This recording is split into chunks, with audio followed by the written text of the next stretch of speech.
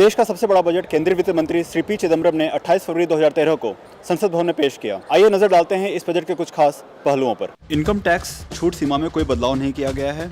Super rich tax यानी 1 करोड़ की सालाना टैक्सेबल आय पर 10% सरचार्ज। सुपर रिच टैक्स के दायरे में आने वालों की संख्या 42,800 है। महिलाओं के लिए 1,000 करोड़ रुपए के फंड के साथ विश्व में अपनी तरह का पहला बैंक खोलने और इतनी ही राशि से महिला निर्भया कोष गठित करने की घोषणा की गई है। पहला घर खरीदने पर 25 लाख तक के लोन पर अब 2.5 लाख रुपए तक ब्याज पर टैक्स छूट। पहले यह ब्याज छूट सीमा सभी करदाताओं के लिए 1.5 लाख रुपए थी, लेकिन नई छूट का फायदा पुराने लोन पर नहीं मिलेगा। 5 लाख तक की कुल आय पर 2,000 रुपए सालाना की छूट। टैक्स स्लैब वही रहेगा, यानी 5 लाख तक 10%, 5 से 10 लाख तक 20% और इससे ऊपर की आय पर 30% टैक्स ही देना होगा। सर, आपको क्या लगता है जो बजट अभी लाया गया है उससे आम जनता को काफी राहत मिली है या और मुश्किलें बढ़ी हैं?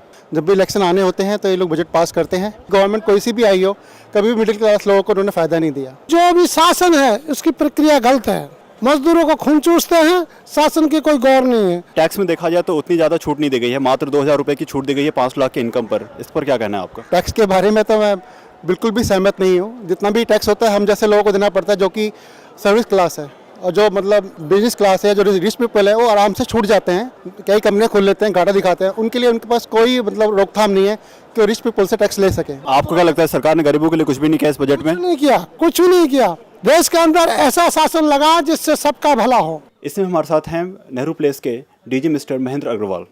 आइए उनसे जानते हैं यूनियन बजट के बारे में, उनके अपने क्या विचार हैं। हमारे काफ़ी प्रोडक्ट हैं इलेक्ट्रॉनिक के अंदर, जिनके दिल्ली के अंदर 12.5% इन्होंने बैट किया। यूपी के अंदर उसका 5% है। जैसे नोएडा हमारे पास में ही है, दिल्ली एनसीआर में, वहाँ 5% है। गुड़गांव में 5% है। फ़र्क बहुत पड़ा है हमारे ऊपर। पहले से सेल हमारी 10% 15% सेल रह गई है और हम तो इसलिए परेशान हैं कि अब करें तो करें क्या। ऊपर से जो है गाड़ियों के ऊपर इन्होंने टैक्स इतने सारे लगा दिए हैं। कोई अगर जो शौक करना चाहे कार वगैरह लेने का, आज वो गाड़ी खरीदने के लिए सिर्फ एक शोरूम की 100 पीस बन के रह गई है। अब वो गाड़ी भी नहीं परचेज कर सकता।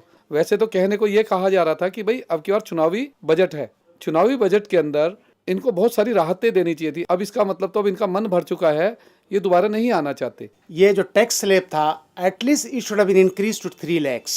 आए दिन हर महीने में पेट्रोल के प्राइसेस बढ़ रहे हैं।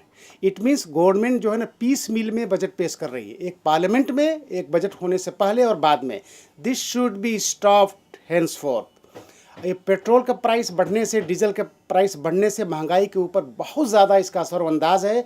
It must be stopped. और गवर्नमेंट को एक फर्म पॉलिसी लाने की ज़रूरत है कि कब और कैसे पेट्रोल का प्राइस बढ़ाया जाए, डीजल का प्राइस बढ़ाया जाए, ताकि महंगाई को रोका जा सके। सरकार के आम बजट में देखा जाए तो वित्तीय वर्ष 2013-2014 में शिक्षा, कृषि क्षेत्र, छोटे उद्योगों और महिलाओं के लिए सौगातें दी गई हैं। लेकिन वहीं दूसरी तरफ mobile, setup box, bike, SUV गाड़ियाँ आदि कई चीज़ों में दाम बढ़ाए गए हैं।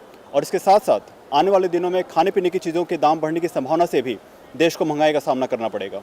कैमरा पर्सन पुनीत कुमार के साथ मैं रुनेश Kumar Rai, voice of people.